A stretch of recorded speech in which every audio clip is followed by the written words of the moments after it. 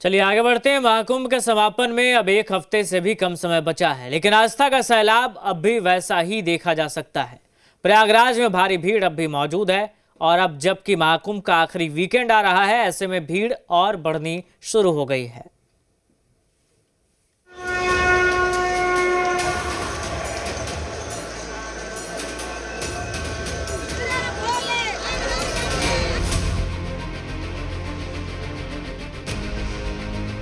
प्रयागराज का महाकुंभ, जो हर बार श्रद्धालुओं के लिए नया रिकॉर्ड बनाता जा रहा है, अब अपने आखिरी हफ्ते में है।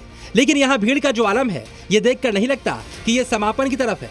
सड़कों पर जाम है, घाट पर भारी भीड़ है और हर तरफ सिर्फ और सिर्फ श्रद्धालुओं का सैलाब है। महाकुंभ में एक बार फिर भीड़ काफी बढ़ गई है, क्योंकि आखिरी वीकेंड है। प्रयागराज के एंट्री पॉइंट से लेकर शहर के अंदर तक भीषण जाम लगा है। 500 मीटर की दूरी तय करने में करीब 2 घंटे का वक्त लग रहा है। आज महाकुंभ में लगातार श्रद्धालुओं का जो हुजूम है वो बढ़ता ही नजर आ रहा है, लेकिन कई ऐसे चौक चौराहे हैं जहां पर जाम की स्थिति भी लगातार देखने को मिल रही है। इस वक्त हमारी मौजूदगी चुंगीवाला चौराहे पर है, जहां पर जो जाम की स्थिति है वो लगातार यहां पर भी देखने को मिल रही है।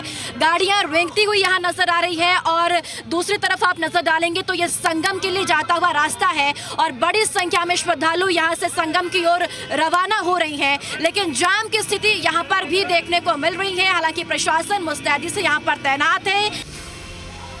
संगम आने वाले सभी रास्तों पर श्रद्धालुओं की भीड़ है। शहर के बाहर की पार्किंग में ही वाहनों को रोका जा रहा है। वहां से शटल बसों की सुविधा है। इसके अलावा भीड़ की वजह से प्रयागराज के स्कूलों में भी क्लास ऑनलाइन कर दी गई है। शनिवार और रविवार को भीड़ और बढ़ने की आशंका को देखते हुए पुलिस प्रशासन मुस्तैद है।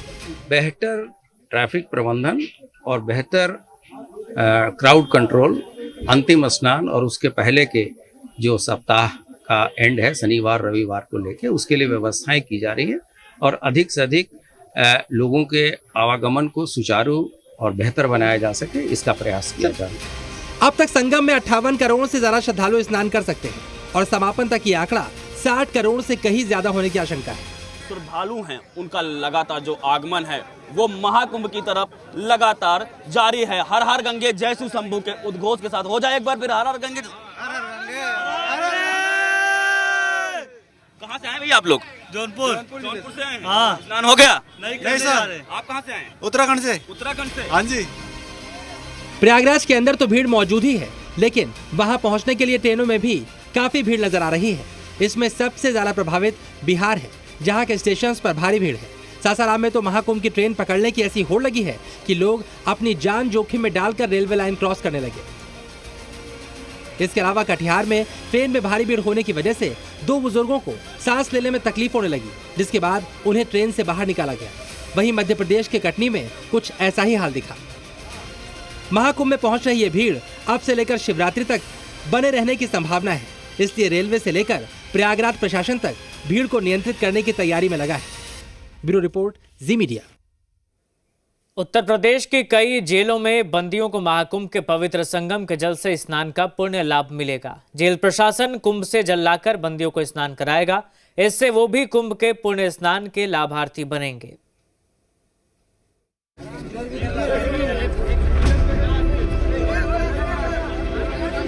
महाकुंभ में पुण्य के भागी जेल के कैदी।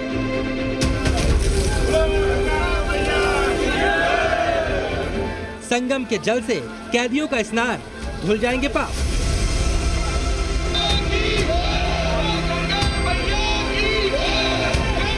सोनभद्र, मुजफ्फरनगर, चित्रकूट, कैदियों के पाप जाएंगे धुल। महाकुंभ में लगभग 60 करोड़ भक्त संगम में डुबकी लगा चुके हैं। ऐसे में जेल में बंद कैदी इस महाकुंभ स्नान से वंचित न रह जाएं, इसके लिए कैदियों को कारागार में ही कुंभ स्नान की व्यवस्था करवाई गई है। ये तस्वीर सोनभद्र की है, जहां प्रशासन की अनोखी पहल देखने को मिली। महाकुंभ से लाए गए पवित्र गंगा जल से जेल के अंदर कैदियों को स्नान करवाया गया। सोनभद्र जेल में कलश स्थापना के साथ पूजा अर्चना के बाद सामूहिक स्नान हुआ। इसमें 850 कैदियों को संगम के जल से पवित्र किया गया। जेल में बंद कैदी पवित्र स्नान से वंचित न रह जाएं, इसके लिए विशेष तौर पर प्रयागराज से गंगा जल मंगवाया गया। ऐसी ही तस्वीर जौनपुर में दिखाई दी, जहां 909 कैदियों के लिए केंद्रीय कारागार में दिव्य जल लाकर आज मंत्रोच्चारण के साथ पूजा पाठ के बाद स्नान करवाया गया। वहीं इस दौरान जयकारे भी लगाए गए।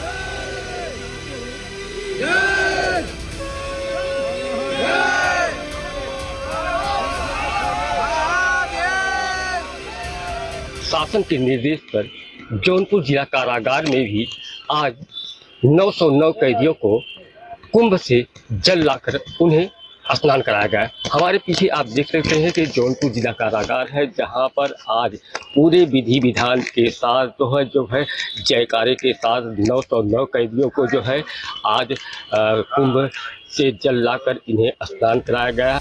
मुजफ्फरनगर में सुबह सभी कैदियों के बैरक में गंगा जल भिजवाया गया, जहां कैदियों ने दिव्य स्नान कर खुशी जाहिर की।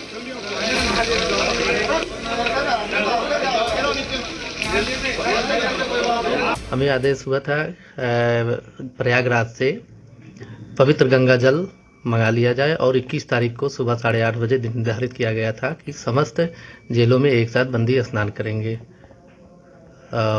जल आया था, वो पवित्र गंगा जल लाया गया था, उन्हें कलश में स्थापित कर विधिवत पूजा अर्चना कर हर हाथे में भिजवाया गया बंदियों को पवित्र गंगा स्नान के लिए।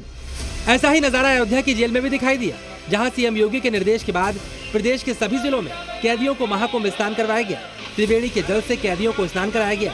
करीब 770 कैदियों ने जेल के अंदर एक कुंड बनाकर वहीं पर स्नान किया।